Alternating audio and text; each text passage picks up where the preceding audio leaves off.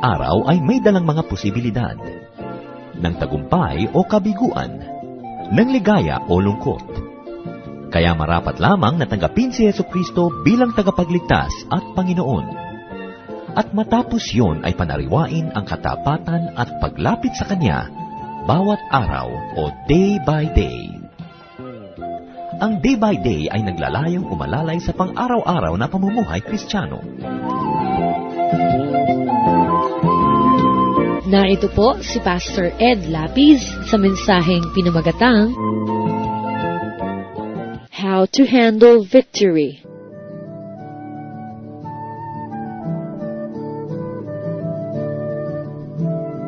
Marami rin naman pong tagumpay ang maaaring matamasa ng isang tao sa kanyang buhay.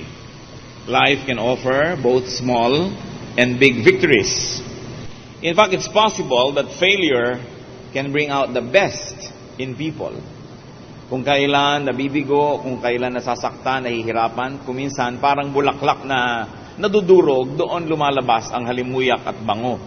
Maaaring mangyari sa isang tao na kung sa kanyang kabiguan, doon pa nakikilala ang kanyang magandang ugali. It's also possible that victory can bring out the worst in people. Parang hindi dapat mangyari, dapat pag matagumpay ang tao ay lumalabas ang kanyang ganda. Subalit, nababaligtad, many people can handle failure, but they cannot handle victory. Proverbs 30 verses 8 to 9 gives us a glimpse into this kind of fear that a thinking person can have. Give me neither poverty nor riches, otherwise I may have too much and disown you and say, who is the Lord? Isa pong napakatalinong dalangin, sinabi niya, huwag niyo po akong bigyan ng sobrang kayamanan dahil baka ako ay maging mayabang, malimot ko kayo at pati kayo ay hindi ko kilalanin. It is possible, and in fact, it is more possible for people to recognize God in their poverty than in their wealth, in their difficulty rather than in their ease, and sometimes in their illness more than in their health. Ang mga tagumpay ay maaaring makalasing at makalimot. At yan po ang tema ng ating pag-aaral, how to handle victory. Paano nga ba itong mga tagumpay ay ating haharapin sa isang maayos na paraan? Salamat po, Panginoon, sa mga tagumpay na ibinigay mo at ibibigay pa sa iyong mga anak. Salamat sa mga mumunti at malalaking mga tagumpay. Nawa, Panginoon, ang mga tagumpay na ibinibigay mo ay maging tunay na pagpapala at hindi maging sumpa sa aming buhay.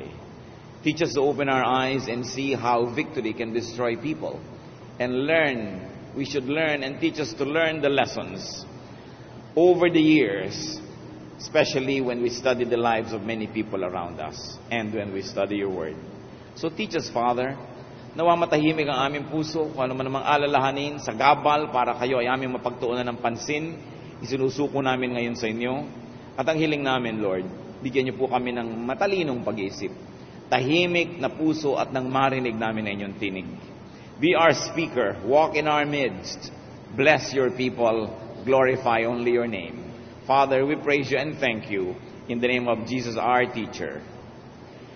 Amen. How to handle victory. First of all, when you become victorious, praise and thank God.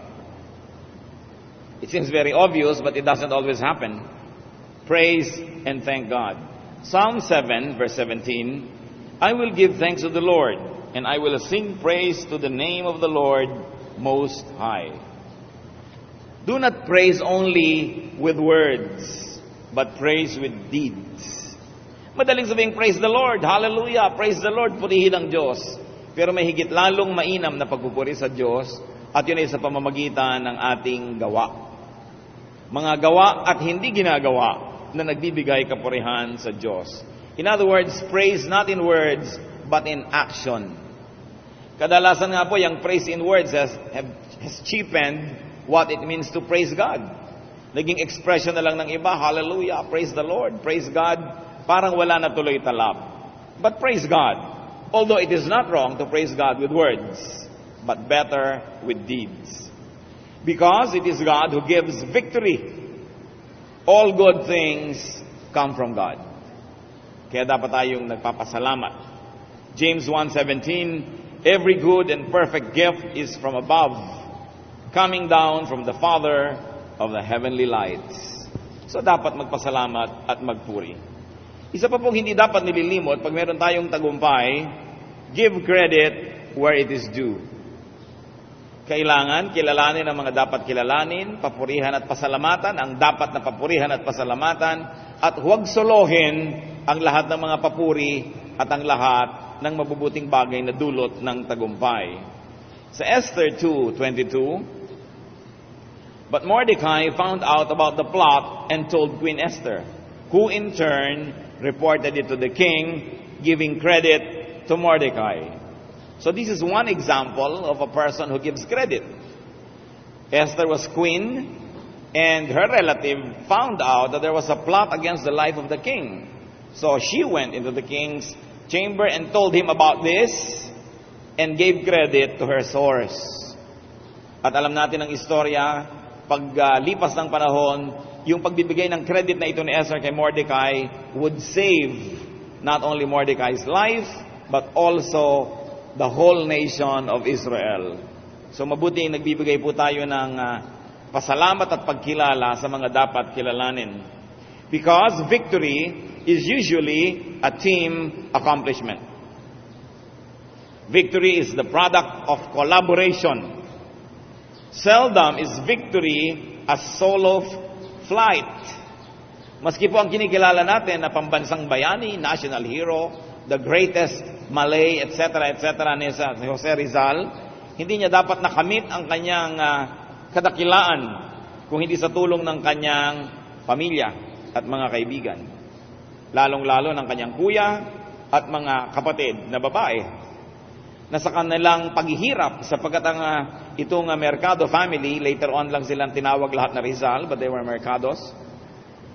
Nasanay na ang mga ito sa maginhawang buhay sapagkat angat naman sila sa lipunan, subalit nang sila'y pahirapan ng mga Kastila dahil sa kabayanihan nitong si Jose Rizal, talagang dumanas sila ng sobrang hirap. At ang mga kapatid ni Rizal ay susulat sa kanya, siya nasa Europa, nagsusulat at nagpapalimbag ng kanyang mga nobela, ay sa sulat ng mga kapatid niyang babae may nakalakip na kapraso, isang hikaw, isang singsing, kaprasong alahas, sapagkat isa-isa nilang ibinibigay yung maging mga personal nilang mga alahas sa kanya, kay Rizal, para magamit doon sa kanyang cause. Ang kanyang kuya ay hindi nag-asawa, si Pasiano Rizal, sapagkat may sumpaan silang magkapatid na lalaki na hindi sila mag-aasawa sapagkat paglilingkuran nila ang bayan.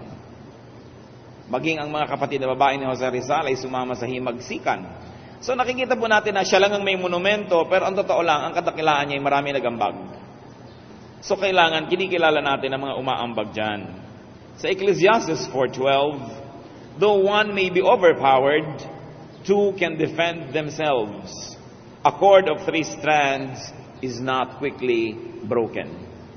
At alam po natin yan sa lubid, kung isang hibla lamang yan ng abaka, napakadaling lagutin, subalit pag pinagsama-sama at itinirintas na yan, ay nagiging napakatibay.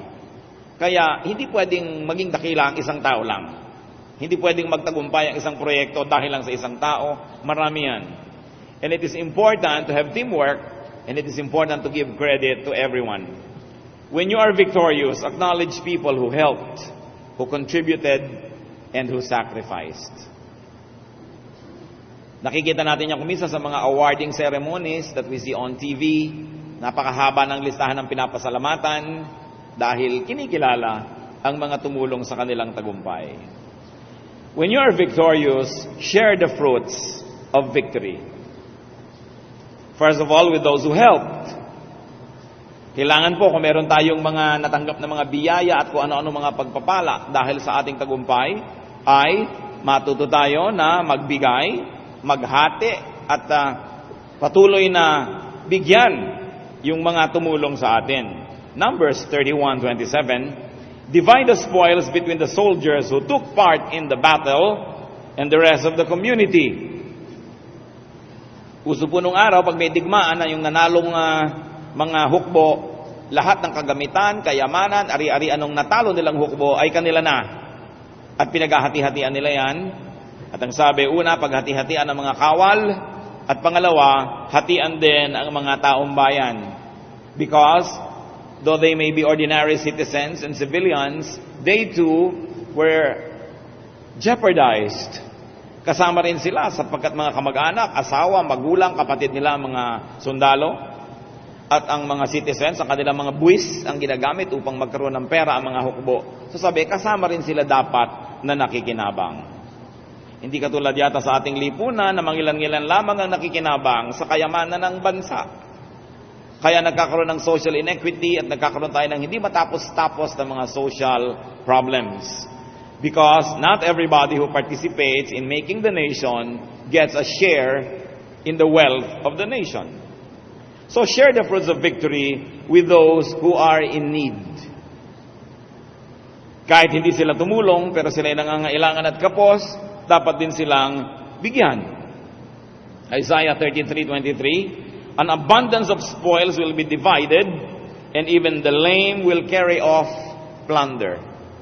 Isang talinghaga, subalit ang kanyang central idea, maski yung mga hindi sumama sa digmaan, sapagkat sila may mga kapansanan at sila yung mga nangangailangan, ay hindi naman masamang makinabang din. Sabi nga ng matatanda, ang hindi lumingon sa pinanggalingan, hindi makararating sa paroroonan. Napakahalaga na lumilingon ang isang nagtagumpay sa lahat ng tumulong sa kanya. Pero, tandaan niyo po ito, lingon lang, hindi naman titig.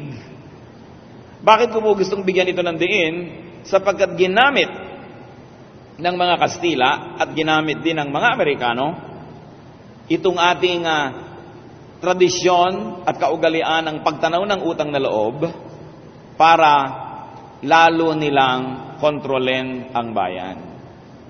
Sa lahat-lahat ng mga pagsasamantala, pang-aapi at pang-abuso ng kolonyalismong gobyerno ng Espanya sa Pilipinas, lagi nilang ipinaghahalandakan sa atin na dinala namin sa inyo ang Kristyanismo, tanawin yung utang na loob.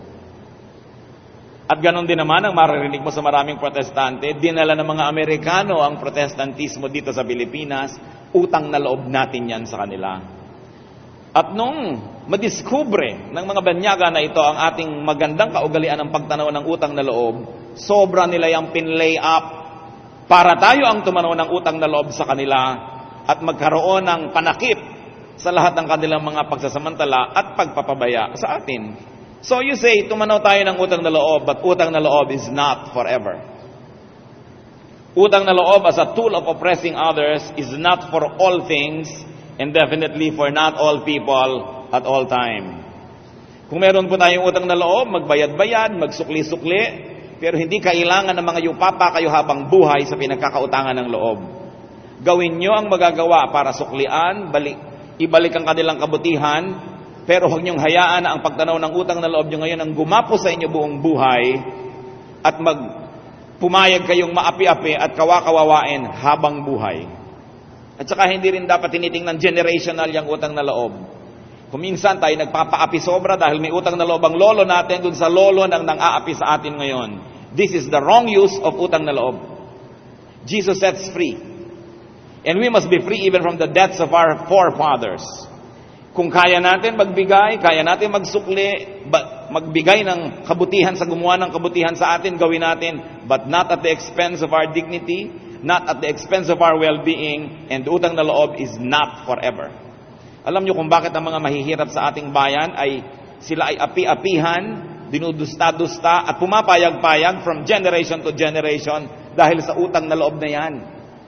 Utang na loob sa landlord, utang na loob kay ganito, utang na loob kay ganun. Paano ka nga hindi magkakaroon ng kutakot-takot na utang sa loob at sa labas pati? Kung sobrang hirap mo at ang sistema ng lipunan ay walang puwang para ka makaangat, talagang lagi kang aasa sa tulong, lagi kang manghihingi, matatali ka sa utang na loob. Hindi ko po sinasabi mga kapatid na mawalan tayo ng pagtanaw at pagkilala. Ang lesson nga natin is to recognize those who help us. But don't allow this concept of utang na loob to turn you into a slave forever. Kung minsan ka lang nagkaroon ng utang na loob, ipinasok ka sa trabaho ni ganito, habang panahon ka na niyang alipin. At saka yung ipasok ka sa trabaho, kinuha ka ng employer, hindi naman kanya binibigyan ng allowance araw, buwan-buwan na. Pinagtatrabahuhan mo yon. So ang totoo, may utang na loob din siya sa iyo dahil nagtatrabaho ka at tinutulungan mo siyang yumaman. Hindi lang ko napasok ako kay Mr. Ganon, may utang na loob ako sa kanya. Utang na loob kung binibigay sa iyo libre ang pera. Pero kung pinagtatrabahuhan at pinaghihirapan, meron kang utang na loob pero konti lang. Don't allow this to delude you into becoming a slave in the way you think.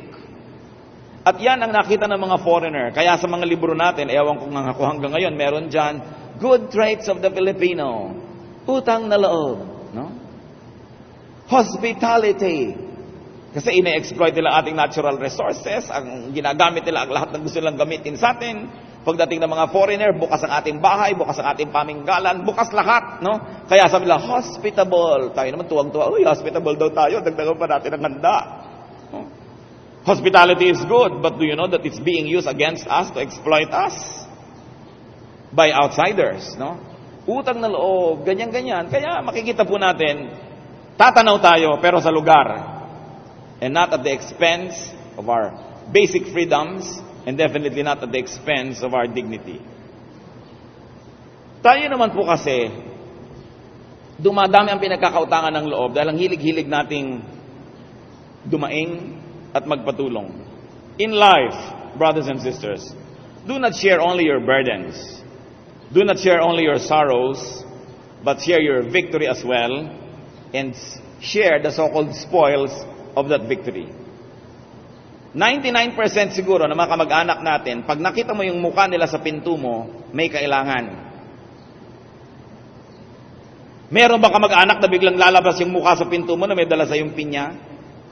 Uy, ba't ka may dalang pinya? Wala lang, naisip lang kita dala ng pinya. Usually may dala rin yan dahil pag kinakain mo na yung pinya, siya nga pala, sasabihin niya. May kailangan ako sa'yo.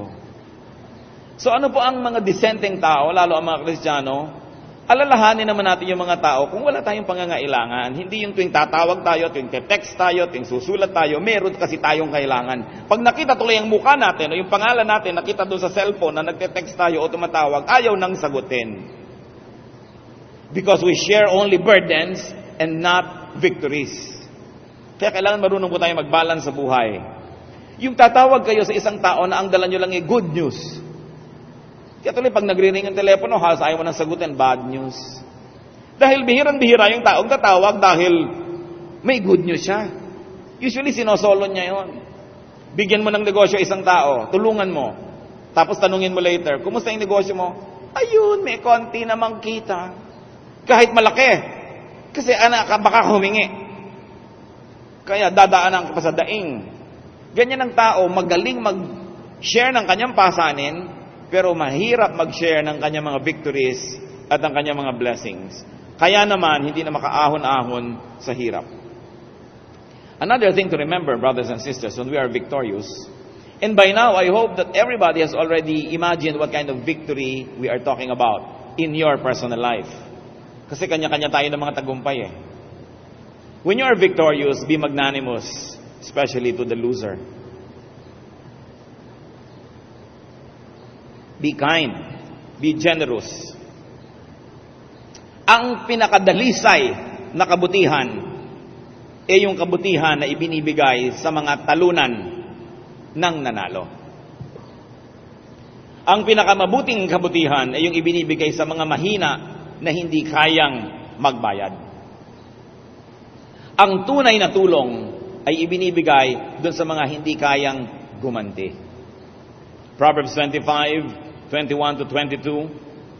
If your enemy is hungry, give him food to eat. If he is thirsty, give him water to drink.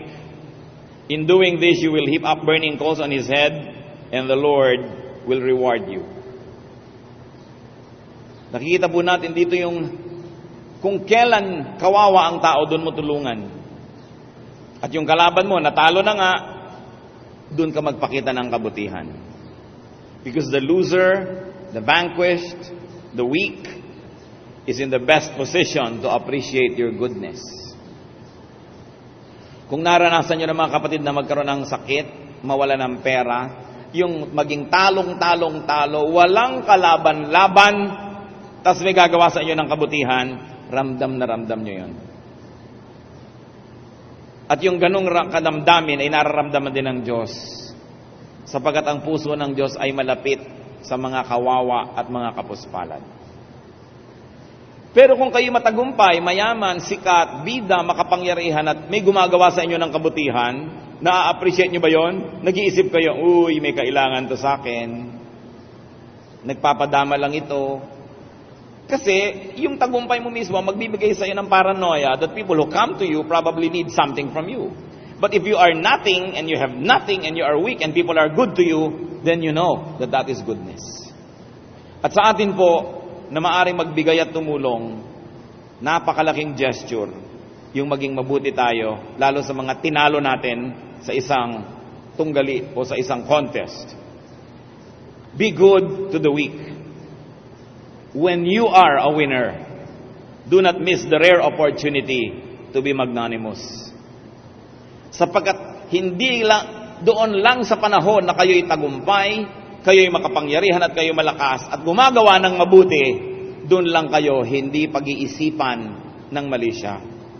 Doon lamang tatanggapin ng tao ang ginagawa nyo bilang kabutihan nga, dahil parang hindi nyo naman kailangan ng kapalit at hindi nyo kailangan ng sukli at hindi nyo naman kailangan ng tulong ng iba dahil kayo'y makapangyarihan.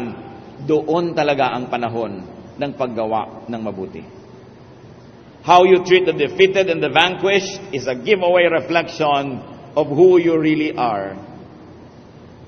Ang tunay nating pagkatao ay nakikita sa ating pakikitungo sa mga mahihina, sa mga talunan, sa mga dehado, sa mga kawawa. Goodness to the weak is genuine goodness.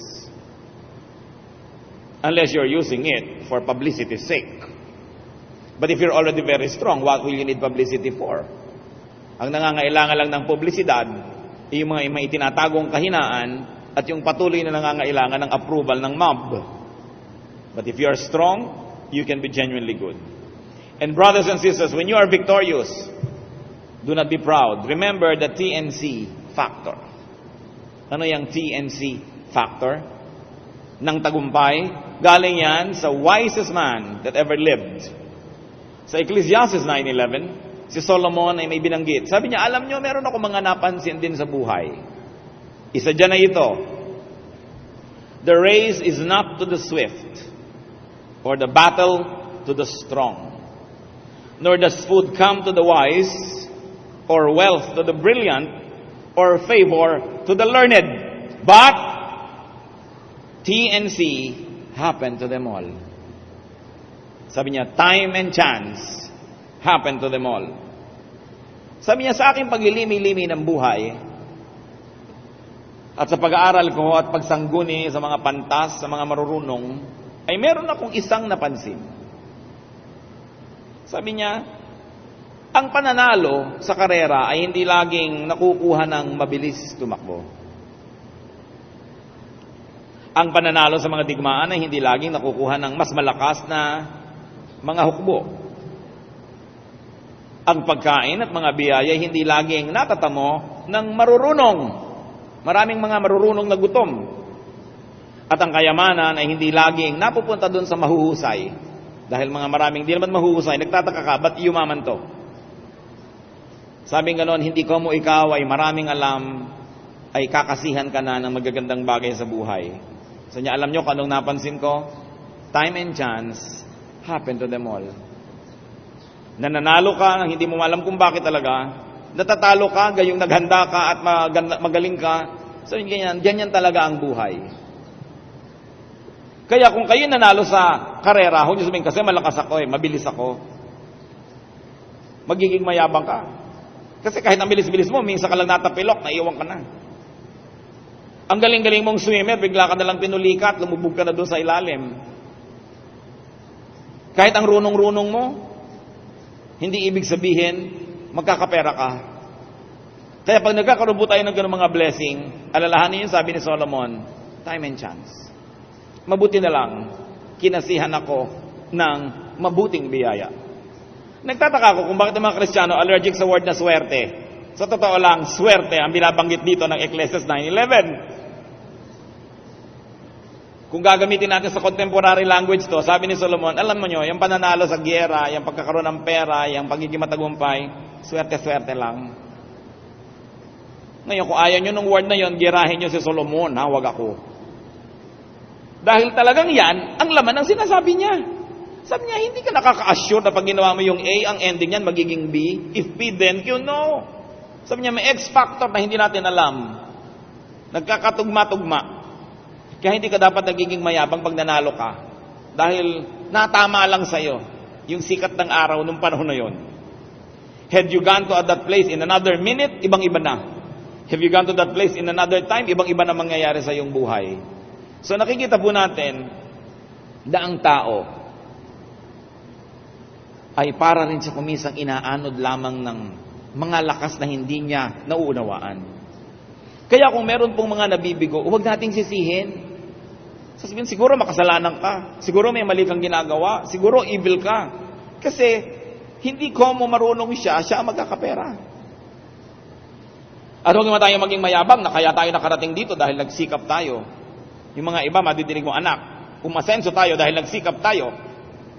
And it is their excuse not to be good to those who need their help. Marami pong naghihirap buong buhay, hindi rin umasenso.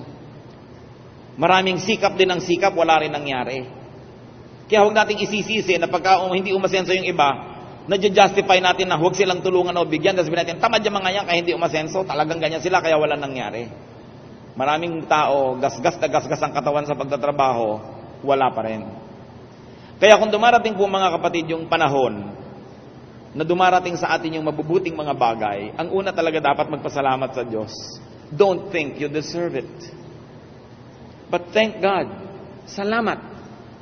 Kahit sa mga hiram na sandali ng ligaya, salamat. Kasi maraming sandali na hindi maligaya.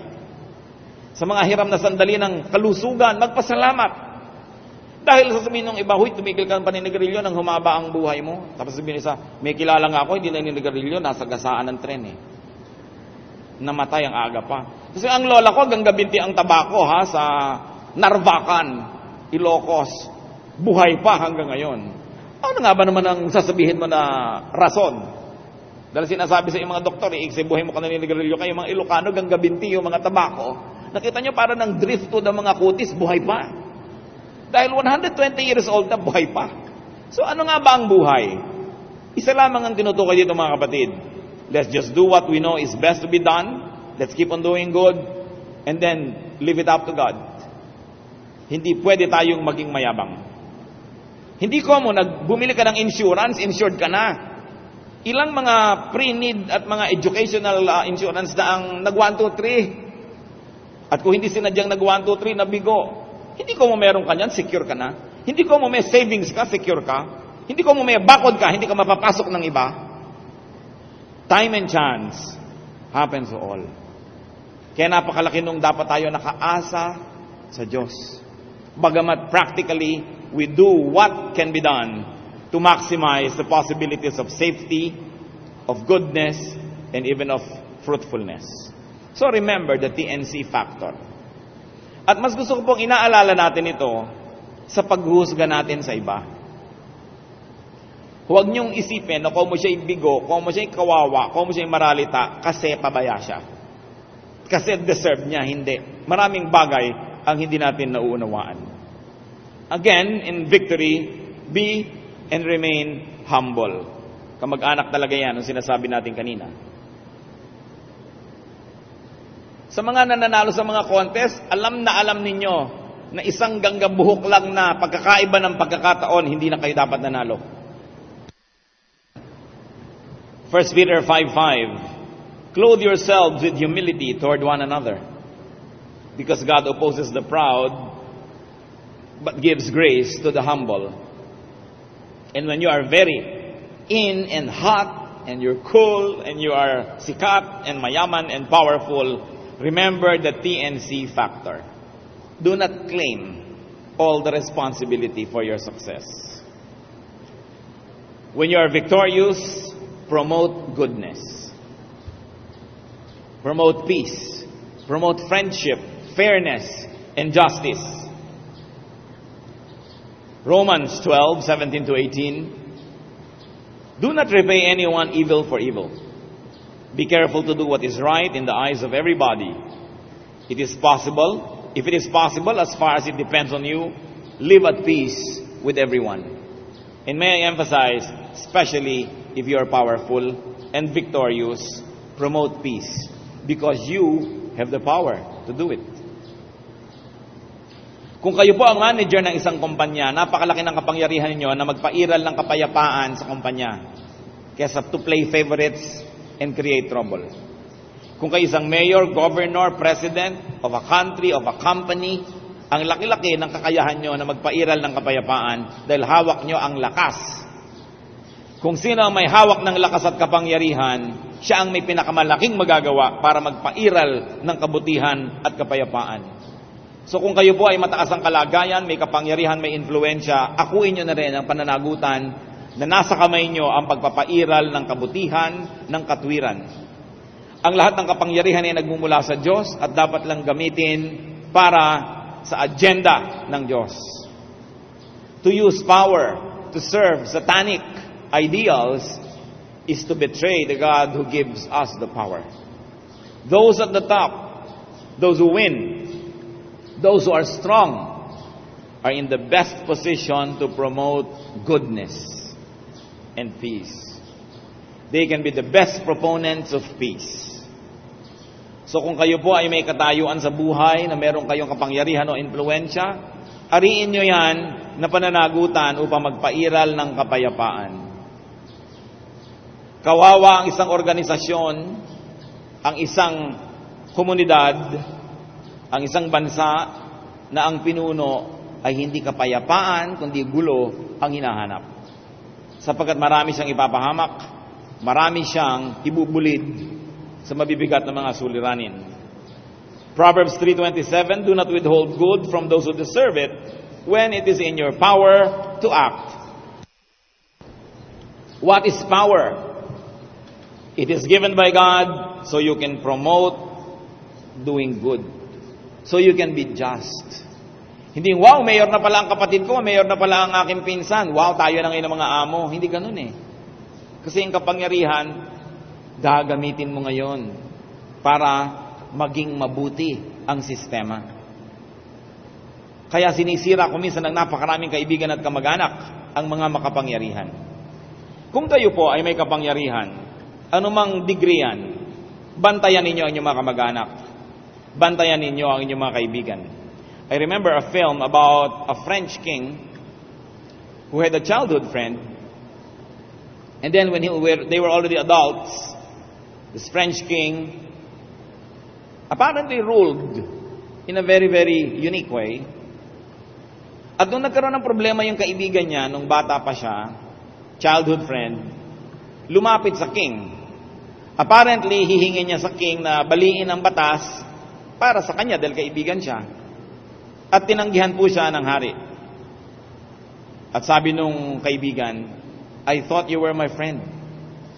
At alam niyo po ang napakalalim na sagot? If I'm not mistaken, this is Louis XIV. Sabi niya, the king has no friend. Anong ibig sabihin nun? Hindi ayaw niya makipagkaibigan, hindi mayabang siya, kundi hari ako, wala akong kaibigan, dapat lahat pantay. Hindi ako pwedeng makipagkaibigan at makipagmabutihan kasi ang aking mga pagpapasya ay makukulayan ng aking emosyon at mga relasyon.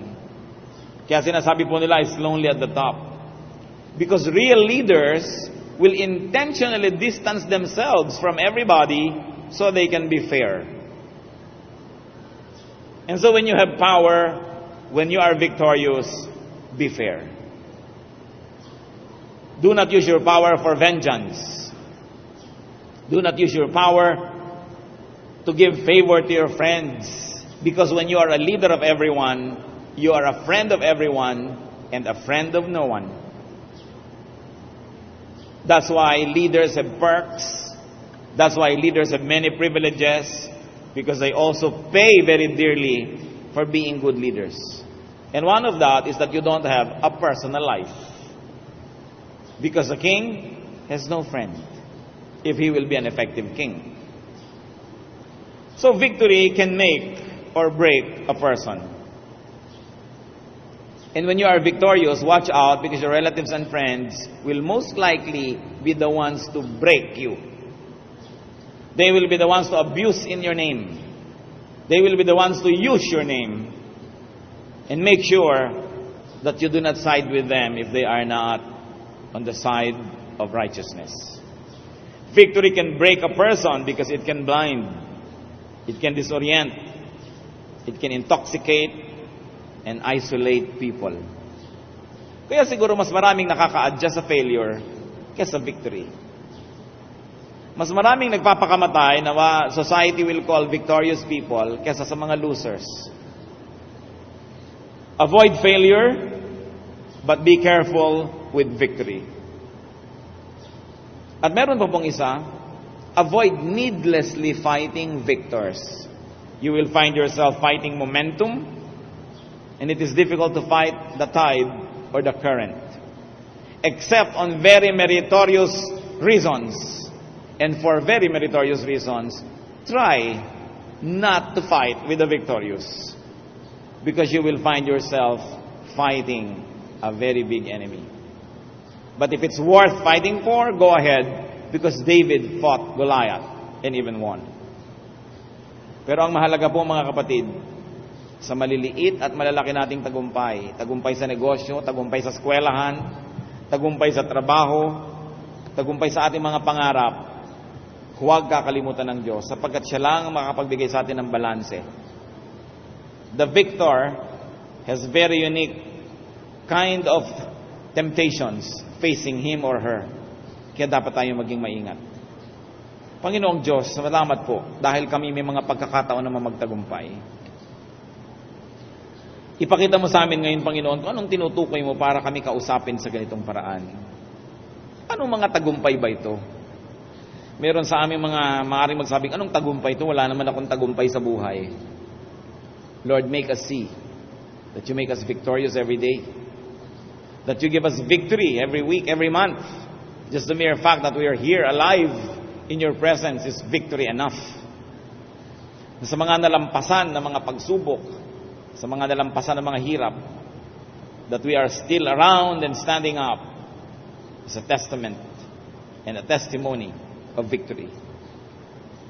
Nawa, Panginoon, sa mga tagumpay na binibigay mo sa amin, bigyan mo kami ng mapagpakumbabang puso, maunawain, maawain, kahit sa mga lumaban sa amin at natalo namin.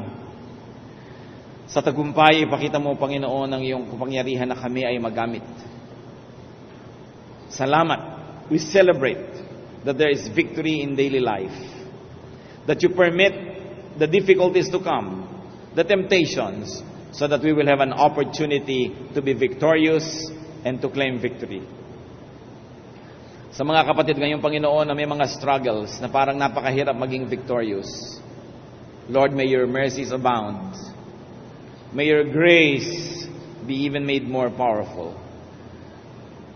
Sa mga kapatid namin ngayon na may mga pakikibaka, pakikihamok sa buhay, at kuminsay pinanghihinaan ng loob na parang hindi na makakalasap ng tagumpay,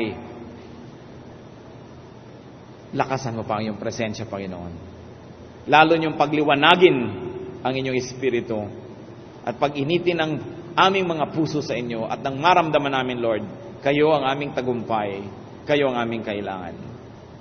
At sa mga kapatid naman na sa katagumpayan ay mga nalalasing at nakakalimot, ituro mo sa amin ang iyong mga magaganda at mapagpakumbabang mga paraan. We celebrate your goodness and we celebrate the victories you give us, O God. We pray that we may learn to obey you every day so that we may never have to be losers again. Magbulay-bulay tayo mga kapatid at dinggin ang personal na mensahe para sa bawat isa ng Espiritu ng Diyos.